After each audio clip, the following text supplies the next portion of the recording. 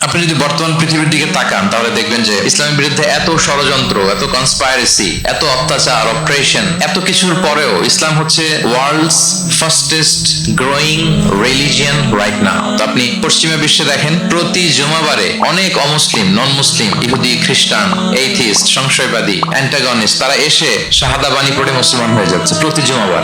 নারী পুরুষ নির্বিশেষে, আস্তিক নাস্তিক নির্বিশেষে প্রতি জুমাবারে তারা এসে শাহাদা পড়ে মুসলমান হয়ে যাচ্ছে। রাস্তাঘাটেও আমাদের পশ্চিমা বিশ্বের দায়ীরা রাস্তার মধ্যেও দাওয়াতি কাজ করে, আলহামদুলিল্লাহ। এটাকে স্ট্রিট দাওয়া বলে। এই যে এরকম টেবিল নিয়ে বসে কোরআনের ট্রান্সলেশন নিয়ে, কিছু ইসলামের সহজ সরল বই নিয়ে তারা নন মুসলিমদের সাথে ইসলাম নিয়ে কথা বলে, আর ওরা খুব ফ্রেন্ডলি মানুষের সাথে মেশে কথা বলে, ফলে ইজিলি তাদেরকে অ্যাপ্রোচ করা যায়। তো তাদেরকে অনেকে জিজ্ঞেস করে যে তোমার ধর্ম কি, তোমার বাবার ধর্ম কি, what do you think about life after death, মৃত্যুর পরের জীবন নিয়ে তোমার ভাবনা কি, তোমার দাদা কোথায় গেল, তোমার বাবা কোথায়, তো চলে গেছে, তুমিও কোথায় যাবা।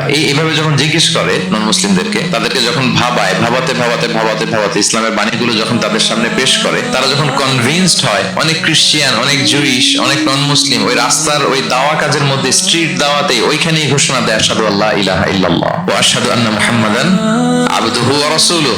রাস্তায় আধা ঘন্টা দাওয়া কাজের মধ্যেই ওরা কনভিন্সড হয়ে মুসলমান হয়ে যায়। গোটা বিশ্বব্যাপী এভাবে ইসলামকে আল্লাহ তাআলা ছড়িয়ে দিচ্ছেন। কেউ এর অগ্রগতিকে থামায় রাখতে পারবে না, অসম্ভব।